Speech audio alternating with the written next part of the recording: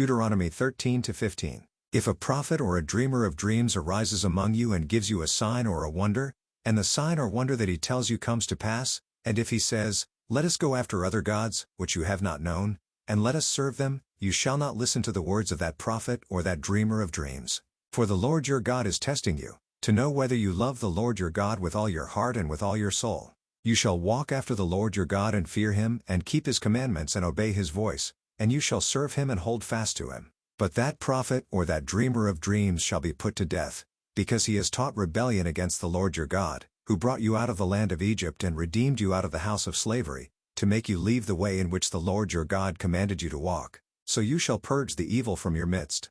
If your brother, the son of your mother, or your son or your daughter or the wife you embrace or your friend who is as your own soul entices you secretly, saying, "Let us go and serve other gods," which neither you nor your fathers have known, some of the gods of the peoples who are around you, whether near you or far off from you, from the one end of the earth to the other, you shall not yield to him or listen to him, nor shall your eye pity him, nor shall your eye pity him, nor shall you spare him, but you shall kill him. Your hand shall be first against him to put him to death, and afterward the hand of all the people. You shall stone him to death with stones, because he sought to draw you away from the Lord your God, who brought you out of the land of Egypt, out of the house of slavery. And all Israel shall hear and fear and never again do any such wickedness as this among you.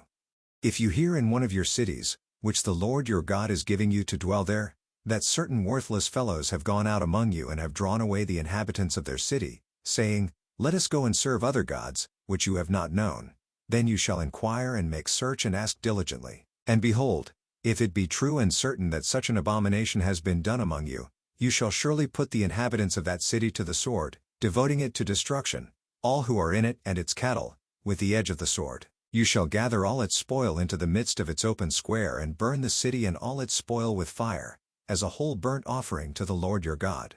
It shall be a heap forever. It shall not be built again. None of the devoted things shall stick to your hand, that the Lord may turn from the fierceness of his anger and show you mercy and have compassion on you and multiply you, as he swore to your fathers, if you obey the voice of the Lord your God, keeping all his commandments that I am commanding you today, and doing what is right in the sight of the Lord your God.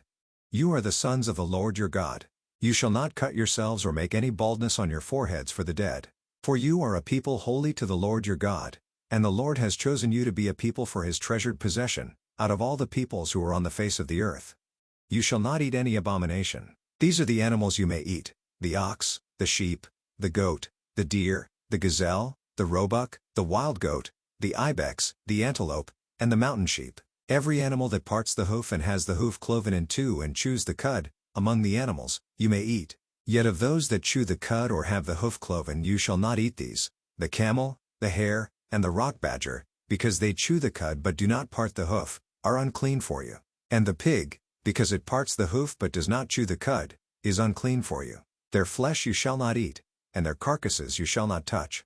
Of all that are in the waters you may eat these: whatever has fins and scales you may eat, and whatever does not have fins and scales you shall not eat. It is unclean for you.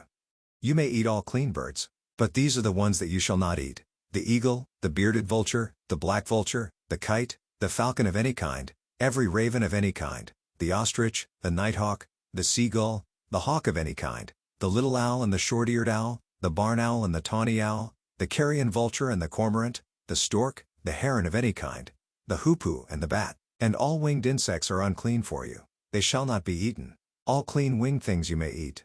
You shall not eat anything that has died naturally. You may give it to the sojourner who is within your towns, that he may eat it, or you may sell it to a foreigner. For you are a people holy to the Lord your God. You shall not boil a young goat in its mother's milk.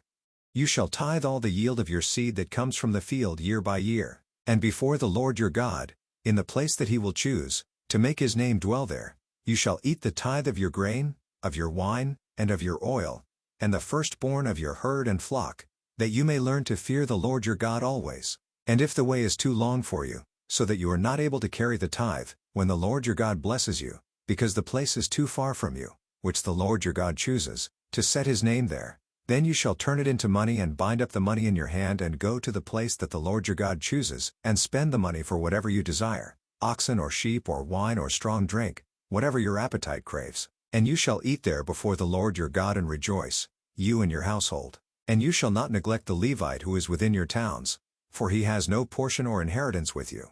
At the end of every 3 years you shall bring out all the tithe of your produce in the same year and lay it up within your towns. And the Levite, because he has no portion or inheritance with you, and the sojourner, the fatherless, and the widow, who are within your towns, shall come and eat and be filled, that the Lord your God may bless you in all the work of your hands that you do. At the end of every 7 years you shall grant a release, and this is the manner of the release. Every creditor shall release what he has lent to his neighbor. He shall not exact it of his neighbor, his brother, because the Lord's release has been proclaimed. Of a foreigner you may exact it, but whatever of yours is with your brother your hand shall release. But there will be no poor among you. For the Lord will bless you in the land that the Lord your God is giving you for an inheritance to possess, if only you will strictly obey the voice of the Lord your God, being careful to do all this commandment that I command you today. For the Lord your God will bless you, as he promised you, and you shall lend to many nations, but you shall not borrow, and you shall rule over many nations, but they shall not rule over you. If among you, one of your brothers should become poor, in any of your towns within your land that the Lord your God is giving you, you shall not harden your heart or shut your hand against your poor brother, but you shall open your hand to him and lend him sufficient for his need, whatever it may be. Take care lest there be an unworthy thought in your heart and you say, the 7th year, the year of release is near, and your eye look grudgingly on your poor brother, and you give him nothing, and he cry to the Lord against you, and you be guilty of sin. You shall give to him freely, and your heart shall not be grudging when you give to him, because for this the Lord your God will bless you in all your work and in all that you undertake. For there will never cease to be poor in the land. Therefore I command you, you shall open wide your hand to your brother, to the needy and to the poor, in your land. If your brother, a Hebrew man or a Hebrew woman, is sold to you, he shall serve you 6 years, and in the 7th year you shall let him go free from you.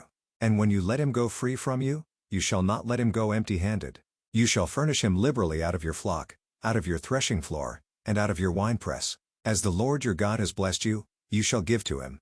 You shall remember that you were a slave in the land of Egypt, and the Lord your God redeemed you. Therefore I command you this today. But if he says to you, I will not go out from you, because he loves you and your household, since he is well off with you, then you shall take an awl, and put it through his ear into the door, and he shall be your slave forever. And to your female slave you shall do the same. It shall not seem hard to you when you let him go free from you, for at half the cost of a hired worker he has served you 6 years. So the Lord your God will bless you in all that you do. All the firstborn males that are born of your herd and flock you shall dedicate to the Lord your God. You shall do no work with the firstborn of your herd, nor shear the firstborn of your flock.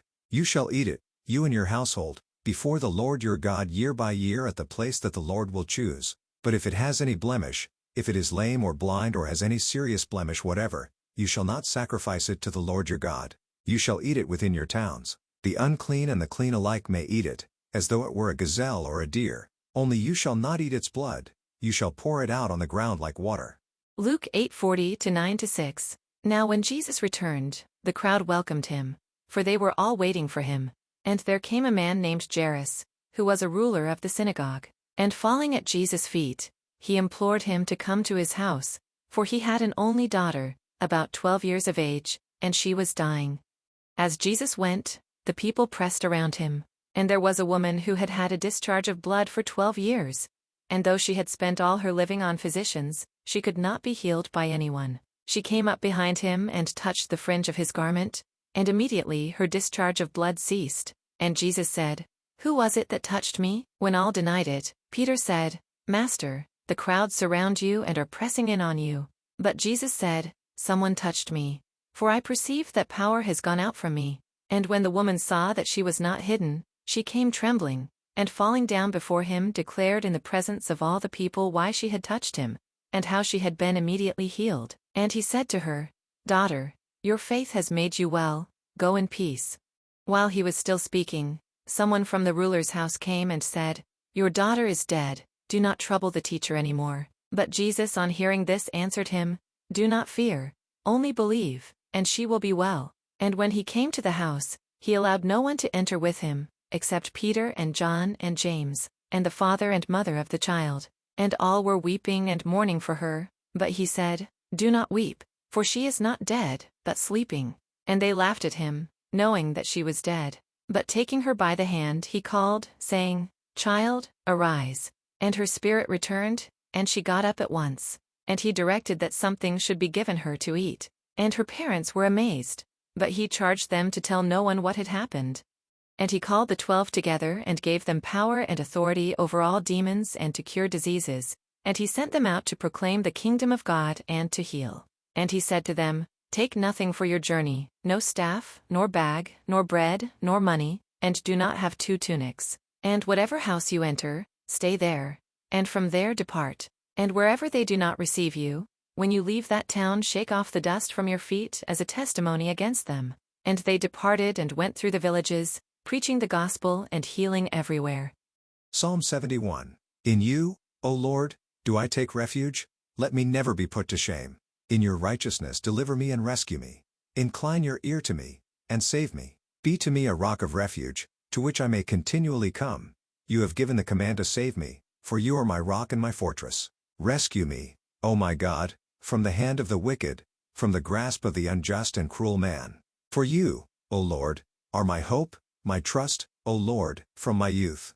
Upon you I have leaned from before my birth. You are he who took me from my mother's womb. My praise is continually of you. I have been as a portent to many, but you are my strong refuge. My mouth is filled with your praise, and with your glory all the day. Do not cast me off in the time of old age, forsake me not when my strength is spent. For my enemies speak concerning me. Those who watch for my life consult together and say, God has forsaken him. Pursue and seize him, for there is none to deliver him. O God, be not far from me. O my God, make haste to help me. May my accusers be put to shame and consumed. With scorn and disgrace may they be covered who seek my hurt. But I will hope continually and will praise you yet more and more. My mouth will tell of your righteous acts, of your deeds of salvation all the day, for their number is past my knowledge. With the mighty deeds of the Lord God I will come. I will remind them of your righteousness, yours alone. O God, from my youth you have taught me, and I still proclaim your wondrous deeds. So even to old age and gray hairs, O God, do not forsake me, until I proclaim your might to another generation, your power to all those to come. Your righteousness, O God, reaches the high heavens. You who have done great things, O God, who is like you? You who have made me see many troubles and calamities will revive me again. From the depths of the earth you will bring me up again. You will increase my greatness and comfort me again. I will also praise you with the harp for your faithfulness, O my God. I will sing praises to you with a lyre, O Holy One of Israel. My lips will shout for joy, when I sing praises to you. My soul also, which you have redeemed. And my tongue will talk of your righteous help all the day long. For they have been put to shame and disappointed who sought to do me hurt. Proverbs 12:5-7. The thoughts of the righteous are just. The counsels of the wicked are deceitful. The words of the wicked lie in wait for blood, but the mouth of the upright delivers them. The wicked are overthrown and are no more, but the house of the righteous will stand. To become a part of the community and to have your prayer requests answered, please follow the link below or go to Facebook and search for Daily Hope for Revival.